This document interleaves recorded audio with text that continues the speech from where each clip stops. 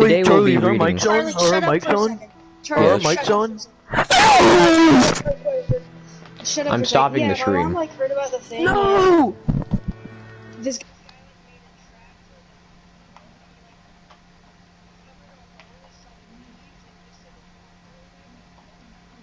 Alright.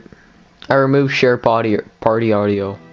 Hey, what's up guys, it's Coffee Spoon Rat, and today we'll be watching Touching Spirit Bear by Ben Michelson. Starting off at page 19. Rubbing at the raw skin on his wrist, Cole followed. Garvey stood outside the shelter as they walked up to it. He held out a small bundle to Cole. "What's this?"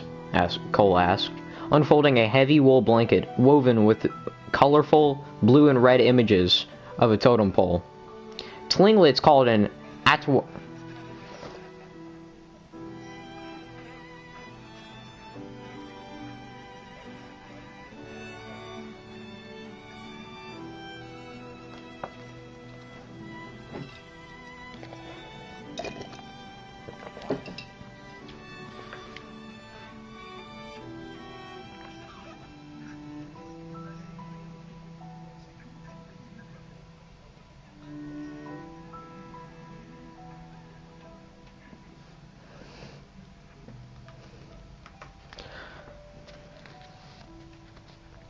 Can I read now?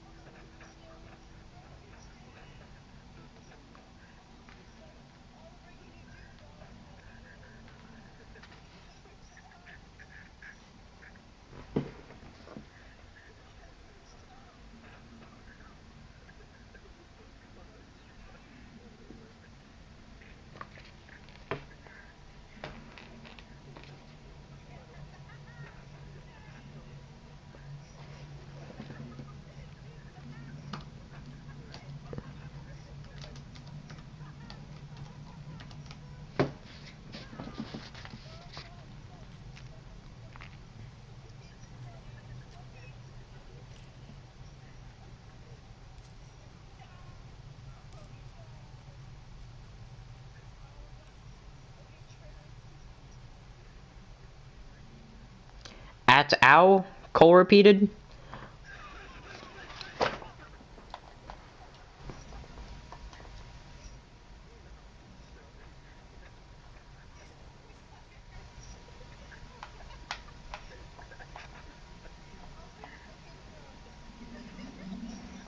What is wrong with you guys?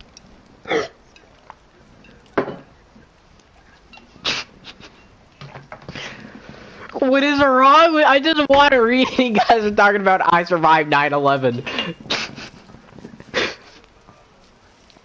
I survived Allah.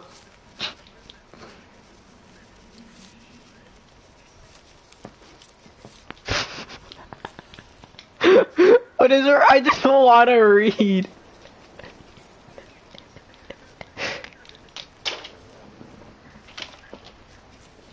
Can I read? Can I please read?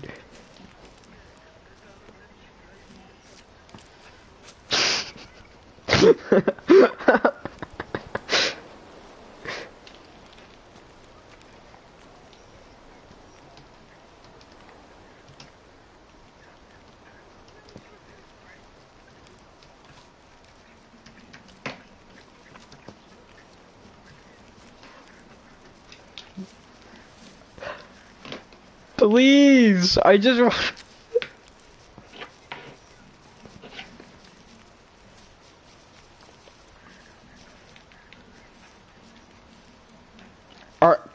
Are you sure?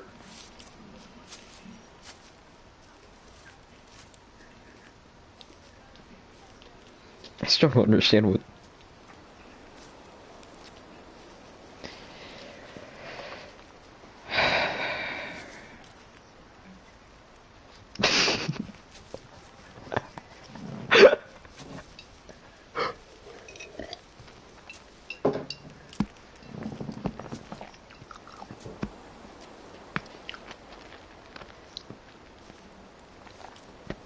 Oh my.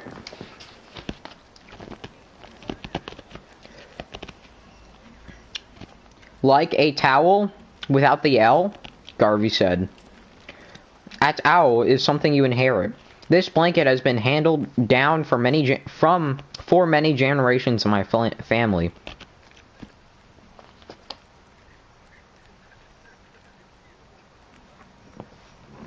Look. Alright, you know what? I'm just gonna mute you and I'm just gonna read.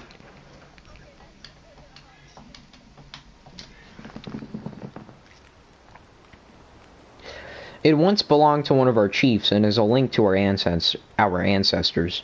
You can't own an at-owl. You're only its caretaker for a time. Hold up. Whoopsies.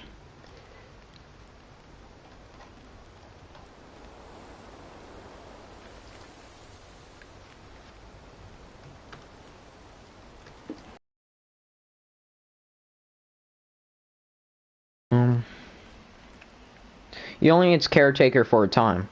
If you accept this at-owl from me, you must promise to care for it and someday pass it on to someone else you trust. You saying you trust me?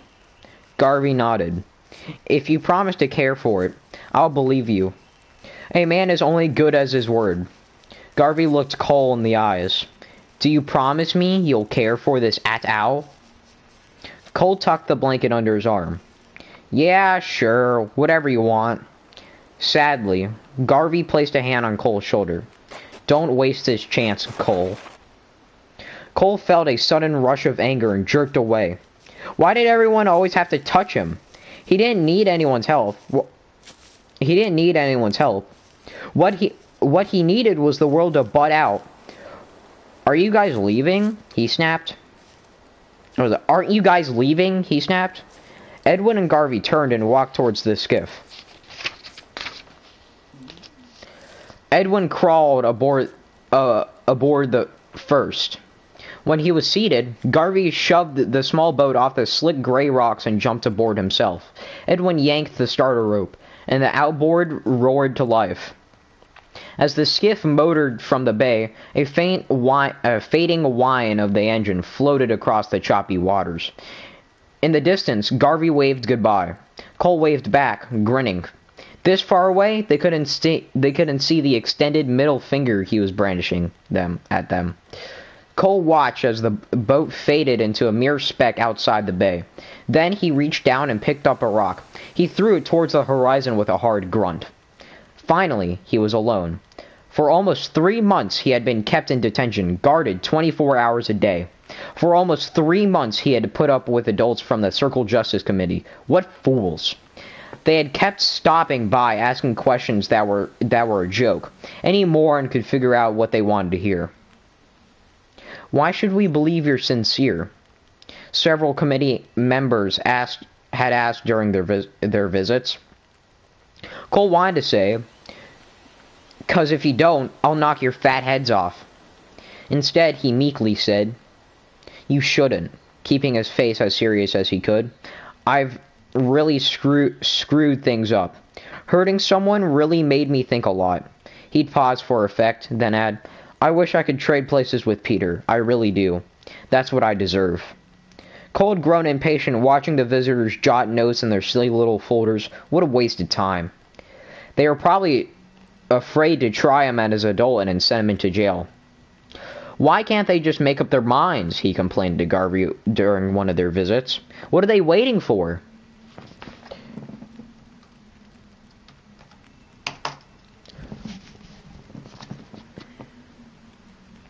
"Things take time," Garvey answered. The circle needs to know if you're committed to wanting change." "Some think you still have an attitude," Garvey grinned. "I can't imagine where they got that idea, champ. Can you?" "I told them I wanted change," Cole said, his voice edgy. "What more do they want? Talk is cheap. They want you to walk your talk. How can I prove anything sitting in this stinking place?" "Think about it, Einstein." What up? I'm gonna do a little voice for Garvey. "Think about it, Einstein. What if it turns out you're nothing more than a baby-faced con? What then?" Garvey threw up his hands. A lot of people have already paid dearly for your anger and lies. You already have bigger problems than getting out of this place. Yeah, like what? If you're accepted for Circle Justice, who's going to be your sponsor? The committee requires some person to go through the process with you. I thought you could help me, Cole said, letting his irritation show. Garvey shook his head. I don't invest time in losers. Unless you're 110% committed to this change, you're wasting my time and everyone's else. You're better off in jail. Garvey gave Cole a playful shove.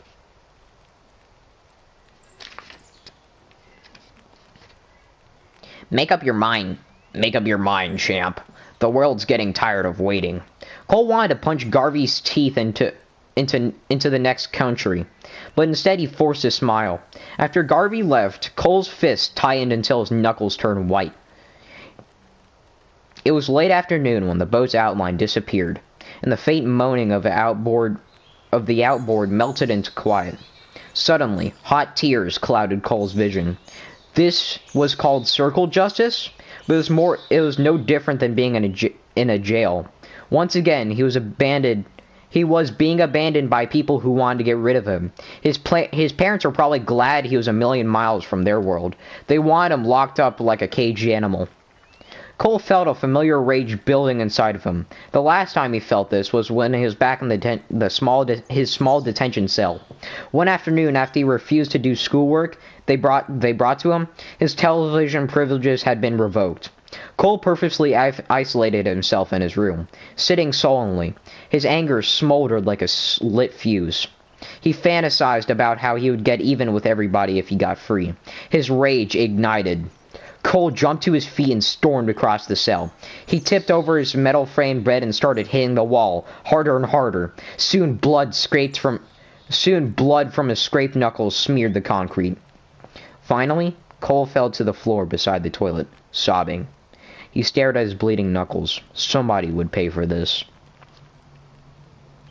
He was still huddled on the cell floor hours later when Garvey had stopped by.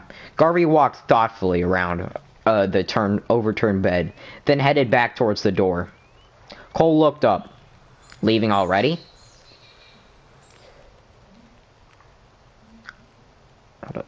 I'm tired of being around someone who blames the world for all his problems. So you think it's my fault? I think the world isn't always a fair place. The sooner you can get through that thick skull, get that through your thick skull, the sooner you can get on with your life. So does this mean you're not going to be my sponsor? Cole blurted. Garvey shrugged. It means you need to make up your mind if you want change. I already told you I did, Cole said. Garvey glanced down at Cole's bruised and swollen knuckles. Are the walls getting the best of your fights? I fell, Cole said, wishing he could wipe the corny smile off Garvey's face and show him what fists were really for. I hurt them falling. He took a deep breath. He wasn't going to let Garvey sucker him into getting mad and blowing this chance to avoid jail. Are you going to be my sponsor or not? He demanded. I'm not going to beg. Garvey stopped in the doorway and turned. He looked Cole straight in the eyes. I'll help you. But don't waste my time, you understand? I don't have time for losers. Cole mustered a serious face. I won't.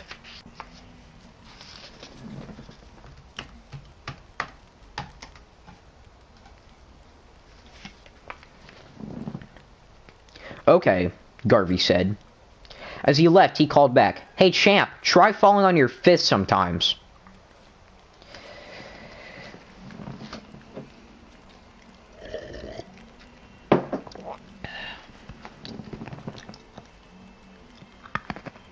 Standing all alone on the shore, Cole felt his anger smoldering.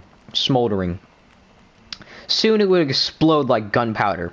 As the fuse burned shorter, he tore off his clothes and turned each piece right inside out, and dressed again. Now the game was over, and he was in charge. He turned his back on the shimmering water and headed across the rocks. Driftwood, seaweed, and shells laid scattered among the baseball-sized rocks. Cole picked up a chunk of driftwood and flung it hard. The shelter was filled with supplies was a buyout. Something that that allowed his parents and everyone pretend that they had helped him. They hadn't done squat, Cole thought. He would rather die than spend a single night in that dumb hut, playing their stupid game. He swore as he neared the shelter, spewing a barrage of venomous curses. He took the blanket Garvey had given him and flung it to the ground. No more games. He barged through the door of the shelter and glared around with wildness in his eyes. Beside the stack of cardboard boxes sat a gallon of white gas used for his lantern. Cole unscrewed the top. Recklessly, he splashed the gas all over the supplies. He dumped the remaining fuel on the shelter walls. Ripping open the boxes, he found matches. Then, swaying on his feet, he pulled out a single match.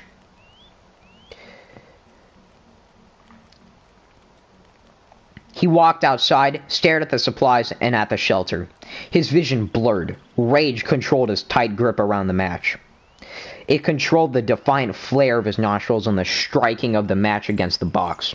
Rage controlled Cole's hands as he drew back, paused for a split second, then flipped the lighted match inside the shelter. The gas ignited, and the flames spread quickly into a blaze that crept all over the boxes. Yellow flames turned orange and red, then burned with streaks of blue. As the fire became an inferno, Cole tried to swallow the bitter taste that had come into his mouth.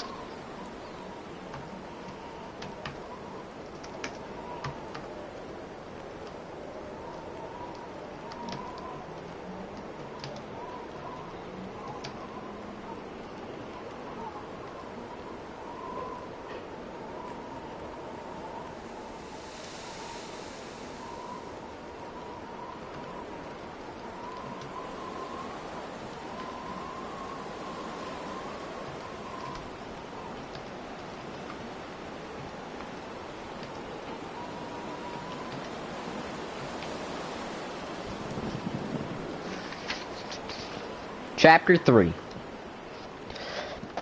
Cole stared sullenly into the fire, then let his gaze wander. He wanted revenge, but felt little joy from this act. Overhead, eagles drifted on in the air currents. On the bay, a mother seal played with her spotted pups as a golden sun peeked through the gray overcast and glinted off the waves. "This place sucks!" Cole mumbled this place sucks. Cole mumbled as the breeze drifted sparks upwards like wandering stars.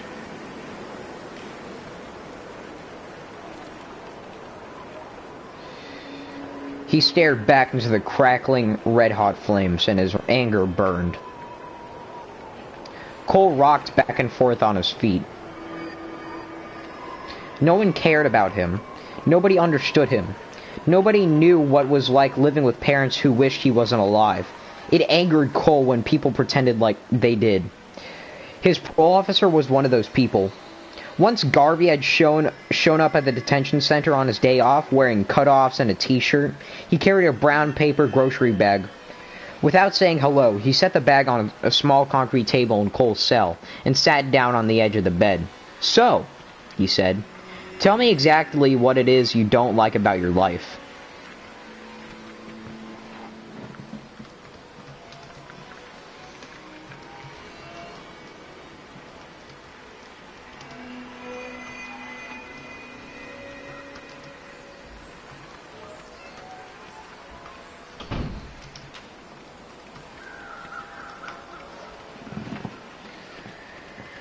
"Any moron can figure that out," Cole grumped, turning his back on Garvey. In the summer stifling heat, the room seemed airless and threatening. "Okay, explain it to this moron." "Okay, explain it to this moron. I'm pretty dense, you know. Your police file makes for pretty dull reading." Not wanting to sit anywhere near Garvey, Cole slouched to the floor against the wall. "You don't get it, do you? My parents are divorced and don't give a rat if I live or die. All they care about is themselves. No one cares about me. All my life I've been dumped on."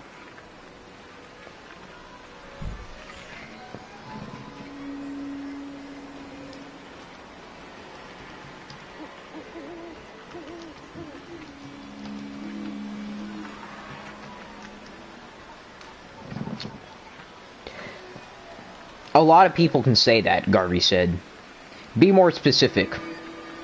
Be more specific, Cole mimicked. Last year I went out for wrestling. I had to beg my parents to come watch me. It was like they were ashamed of me. Did they ever come see you? Yeah, after I got mad enough, then I lost. You thought I lost on purpose the way Dad acted. When Garvey didn't answer, Cole said, So, have you learned enough? I'm still listening. Cole didn't know why he was spewing his guts to Garvey, but he fought back tears as he continued. All my parents do is drink. They hate me. Do you know what it's like waking up every morning knowing you're not good enough? There are only two things wrong with me. Everything I do and everything I say. They'll never be happy until I'm dead. After an awkward silence, Garvey eyed Cole. He spoke quietly. There's still one more thing, isn't there? Cole hesitated. It's none of your business. I know how you're feeling, Garvey said. Cole leapt to his feet and glared at Garvey. You don't know how I'm feeling, he shouted. You don't know what it's like being hit over and over until you're so numb you don't feel anything. Garvey nodded slowly. I do know what it's like. Is it your dad who hits you? Cole turned his face to the wall. He drinks until he turns into a monster. Mom just gets drunk and pretends nothing has happened. It's like a bad dream I can't wake up from.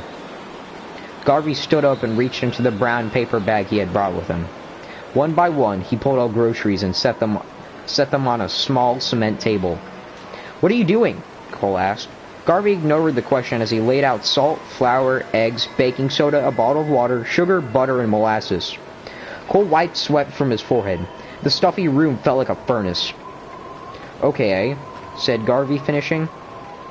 Taste everything on the table. No way, Cole grumped. I'm not eating that crap.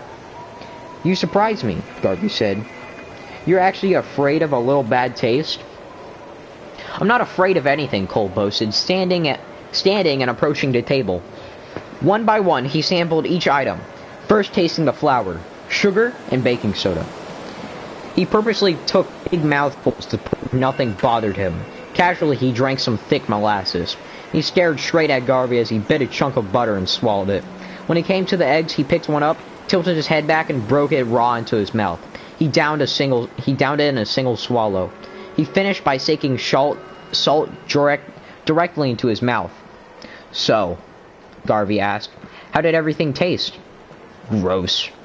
Cole took a long swig of water from the bottle. What do you expect? Garvey reached into the bag. I want you to taste one more thing. He unwrapped a small baked cake with creamy frosting and broke up a large piece. Here, he said. Eat this if you dare. Cole wolfed down the moist piece of cake, eyeing Garvey the whole time. So what does this all prove? Garvey shrugged. Did you like the cake? It was okay. I baked it this morning, using the same ingredients you tasted on the table. Yeah, so.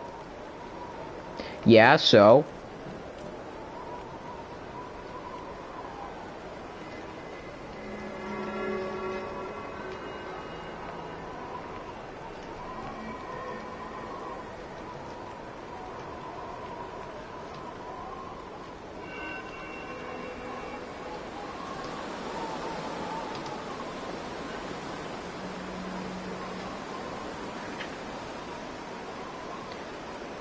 What ingredients should I have left out?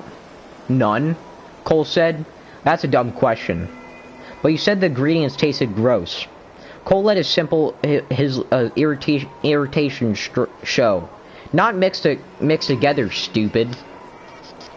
Garvey stood and walked wearily to the door. His shoulders sagged forward as tired from a long hike. Leaving the cake and all the ingredients on the table, he let himself out the steel door without saying goodbye. Cole walked sullenly around the room. Cursing, he swept his arm across the table and sent the baking ingredients flying. Eggs smashed, wrappings broke open, plastic containers ricocheted off the walls. In seconds, the small room looked like bombed. Cole kicked at the butter, flour, baking soda, and sugar.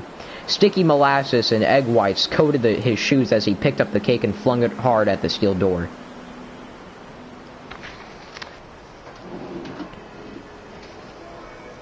The cake sucks, he shouted, and so does my life.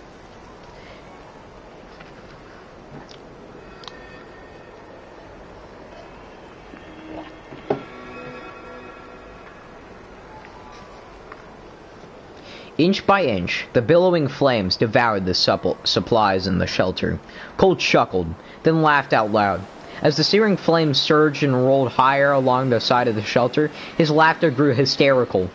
By the time the flames engulfed the hut and looked up into the open air, Cole lost all control.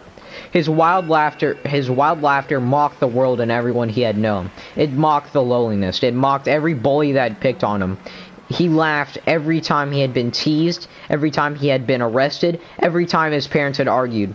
He laughed all the time he had been beaten by his drunken father or been ignored by his drunken mother. These were the ingredients in his cake, and they sucked. Cole didn't care anymore. His life was beyond caring. With Cole's laughter, hot tears escaped his reddened and angry eyes and flooded his cheeks. This banishment was the ultimate hurt. Worse than his father's fist and belt, worse than his mother never caring. This was the hurt of being alone and unwanted. The flames of the burning shelter rumbled like a freight train and sucked into the air. Thick smoke poured from the doorway and boiled up from the blaze. Still, Cole kept laughing like a madman. Not until the flames began to subside did his maniac laughter fade. Only then did he let his attention stray from the fire. The first thing he saw was the Atwu, the brightly colored blanket given to him by Garvey. It rested unharmed in the grass nearby, shielding his face from the burning heat. Cole snatched up the Atwu, and one swift motion flung it towards the fire. In the same motion he turned away from the flames and ran towards the shoreline. No one in the healing circle had known how strongly he could swim, not even Garvey.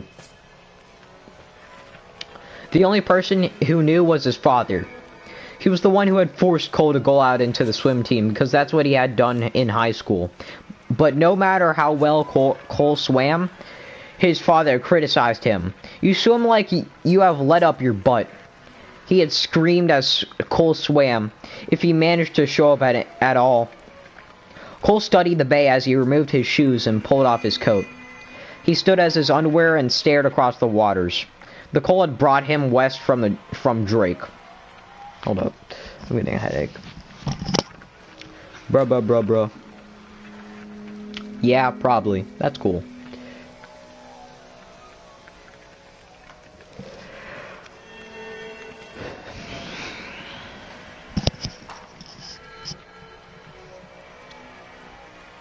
Cole studied the bay as he removed his shoes and pulled off his clothes.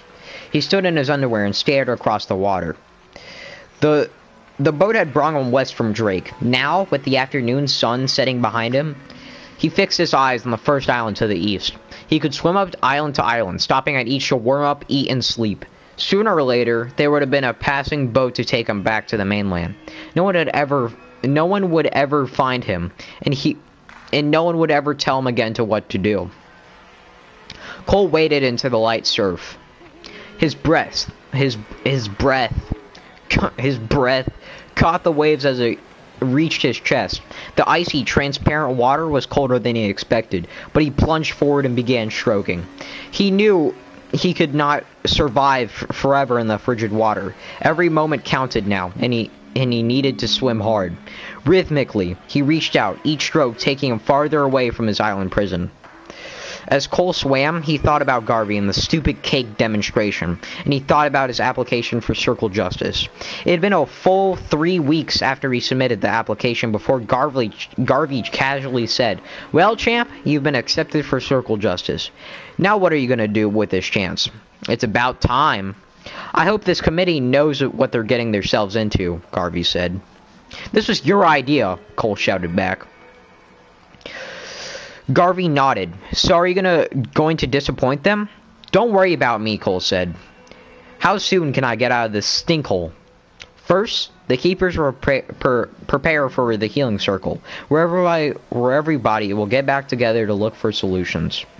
"Who exactly will be there?" "Anyone who wants to help." "Who'd want to help me?" "Might be your parents, the lawyers, the judge, myself, community members, and maybe your classmates at school. Anyone can be part of the circle if they want to help to find a solution." "My parents? That's a joke. They don't care if I'm dead or alive." When Garvey didn't answer, Cole asked, "Will Peter be there?" Garvey shrugged. It's up to him. Up to him. He may not be ready to forgive you. I don't care if he forgives me. Garvey rubbed the back of his neck, then glanced up towards the ceiling. How come everything is always about you? This forgiveness isn't about you. Until Peter forgives you, he won't heal. Maybe if he forgives me, everyone will forget about what I did. Maybe I can get out of this pit faster. Garvey stood to leave. Forgiving isn't forgetting, chump.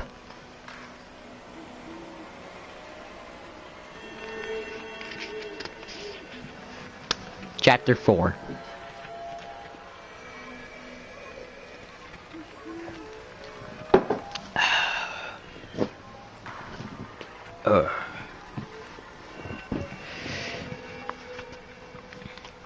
By the time Cole paused to catch his breath, he had found himself outside the bay, angling towards the next island, maybe a mile away. The icy waters numbed him deeper with each breath. He gulped at the air. He had to make it before he froze to death. His arms ached, but he continued stroking, even as his mind wandered, following Cole's acceptance for circle justice.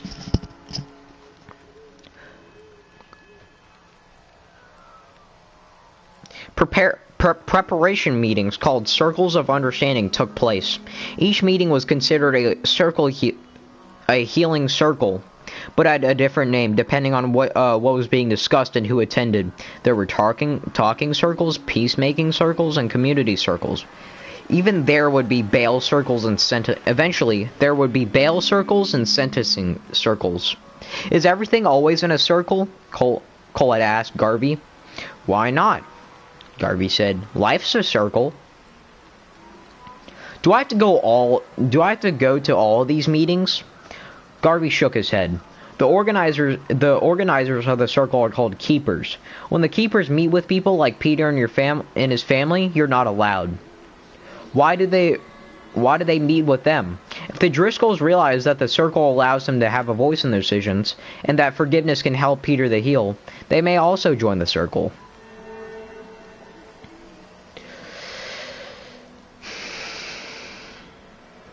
You mean they might help decide my sentence? Garvey nodded. Maybe. They'll hang me, Cole said. I'm dead. I think you have already hung yourself. You've already hung yourself, Garvey answered.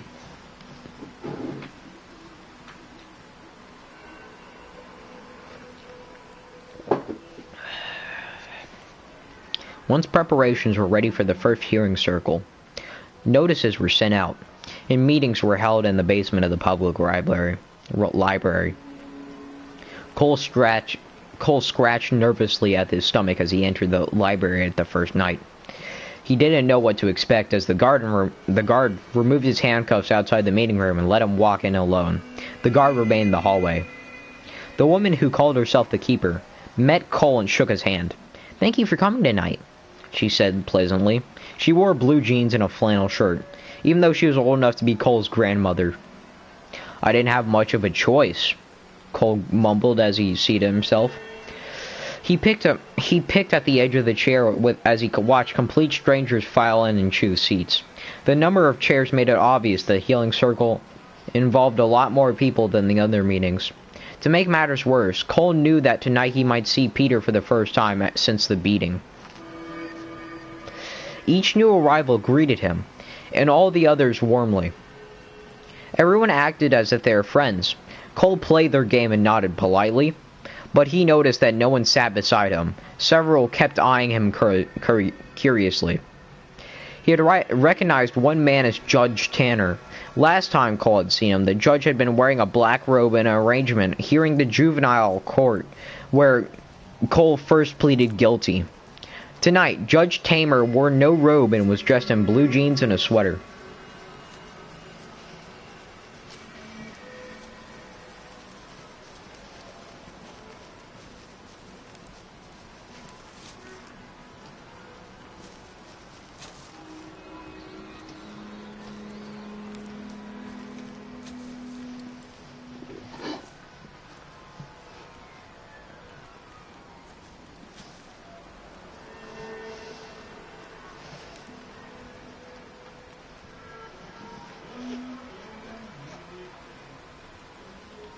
Cole's father and their lawyer, Nathaniel Blackwood, entered together, wearing dark three-piece suits and ties. They looked completely out of place. The lawyer looked as if he had been dipped in plastic. The two nodded to Cole and seated themselves on his immediate left. Cole ignored them. Cole's mother arrived alone and seated herself on his right. She wore a party dress. Not a single hair on her head was out of place. That's all this was, Cole thought bitterly. This was just another social event. She had probably spent a couple hours getting ready. Nothing, however, could cover up her frightened look in her face. Cole guessed she had probably downed a few drinks before coming, something to calm her nerves. Cole squirmed in his seat. His parents haven't even acknowledged each other. When Garvey arrived, he sat nearby, shifting nervously in his chair. Cole nodded to Garvey as he watched more strangers enter and be seated. It seemed like the whole world was showing up, and why not? The keepers had posted a notice on the library bulletin board with an open invitation to anybody who wanted to participate. Cole tapped his shoe against the leg of the chair. Why not they had just gone out in the street and hollered, "Hey, everybody, come make fun of Cole Matthews." At least none of his classmates had show up, Cole thought. They probably knew what he'd do to them if they did. Then he heard more people come in, and turned to see Peter walk in and his parents with their lawyer. Peter walked awkwardly, shuffling his feet and glancing timidly around the room. His lawyer looked the same age as Cole's mom, but walked with her head up and shoulders squared. Almost immediately, she picked out Cole out of the circle and eyed him. He glanced down. Nearly 24 people had joined the circle by the time Keeper stood to begin. She smiled pleasantly. "Everybody please stand and hold hands," she said. Cole didn't like holding hands with his parents. One on each side. His hands were clammy, and he found himself comparing his mother's frightened, weak squeeze to his father's iron-hard grip. As the keepers bowed her head, Cole peeked and saw Peter peeking back. He narrowed his eyes threateningly, and Peter looked away. Cole grinned as he realized Peter's lawyer was watching him. "Great Matir and Healer, hear this prayer," began the keeper in a soft voice. "Tonight we gather because our community has been hurt. Grant wisdom and patience as we search for wellness. Amen."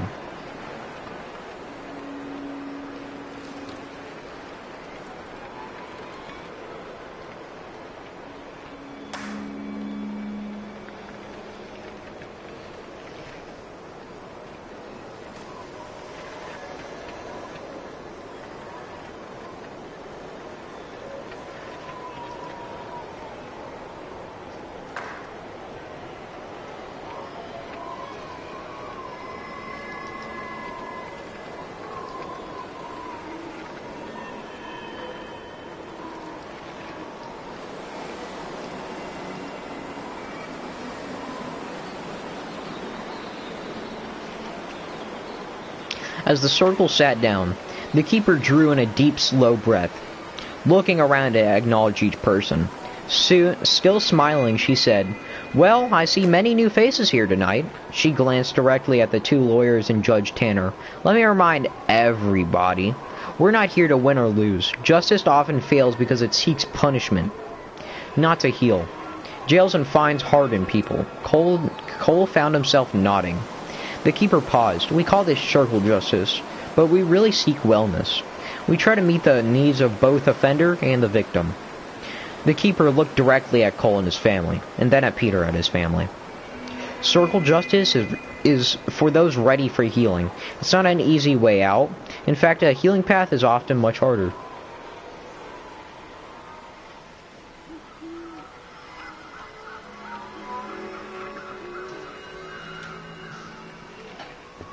I farted.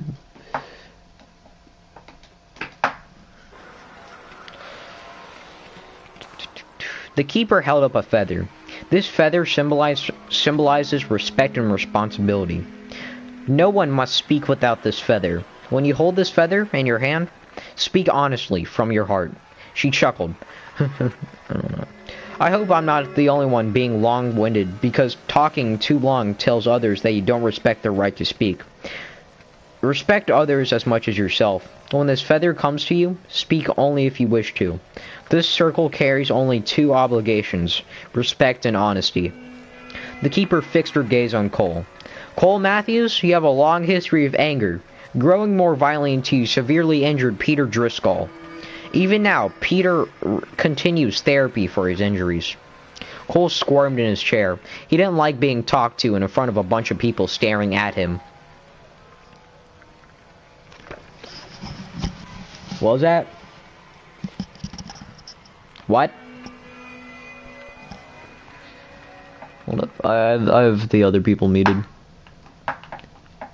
Alright, I unmuted you guys. Oh, nice. Sorry. Is this better? Is this better?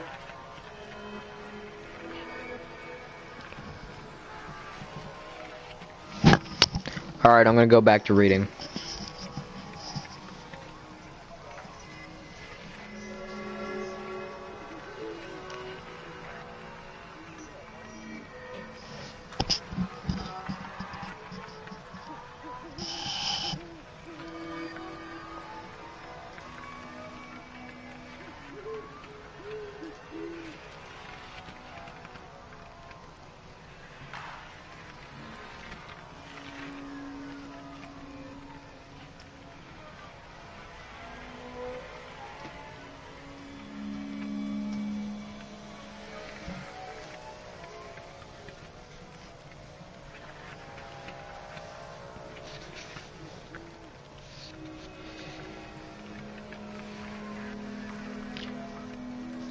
The keeper raised her voice slightly and turned to the group. Our challenge is to return wellness, not only to Peter Driscoll, but also to Cole Matthews and our community. We'll pass the feather several times tonight, introducing ourselves, expressing concerns, and offering ideas for healing and repairing the harm. The keeper handed the feather to the first person seated on her left side.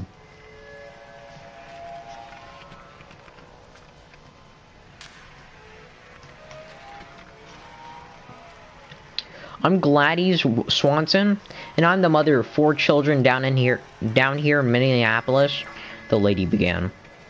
I want to help make our community better because the community where I'm raising my own children. This is the community where I'm raising my children. I'm Frank Schaffer, the next person said. This is the first real opportunity I've had to change our violence in our city. One by one, the people spoke around the circle, held the feather, and spoke. Cole's mother fingered the feather nervously during her turn. I'm Cindy Matthews, Cole's mom, she said. I'm here because I don't know what to do anymore. It's gone so hard. She paused, her bottom lip trembling, then handed the feather to Cole. The room grew extra silent, and Cole's face warmed. Squeaking chairs and shuffling shoes broke the anxious silence. Cole coughed into his throat. A lot depended on his next words. I'm Cole Matthews, and I'm here because I really screwed up, he said. I know what I did was wrong, and I want to know Peter I'm sorry for everything.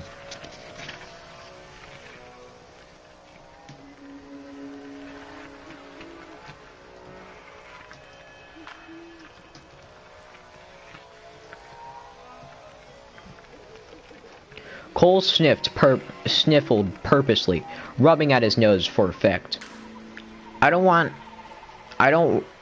to ask the circle to help me get over my anger. Cole handed the feather to his father as he glanced around the group. He liked the reactions he saw. People heard what they wanted to hear. Tonight, the group wanted to believe he was sorry. He could see it in their eyes. Cole's father sat up taller in his chair. I'm William Matthews, he announced importantly. And I'm here to make sure that my son never causes problems again. He turned and glared at Cole. This is all gonna end now. Cole ignored his father. Next, Nathaniel Blackwood received the feather. He held it loosely in his fingers, as if it were a cigarette, and he cleared his throat loudly. Yes, what Cole did was wrong, but kids will be kids. Considering Cole's detention to date, We feel he should be released to parole and supervision of one of his parents. He needs a family, not a jail cell.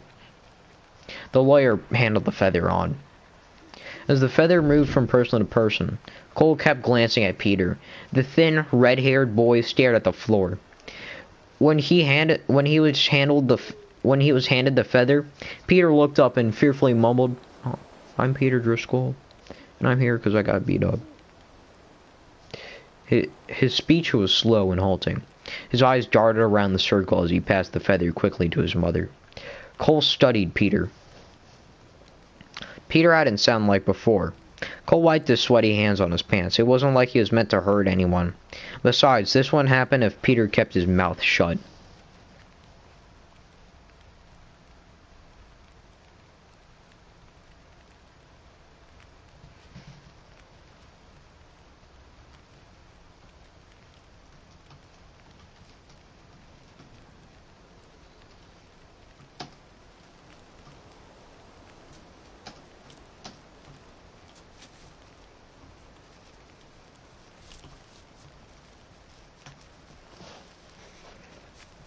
Chapter 5.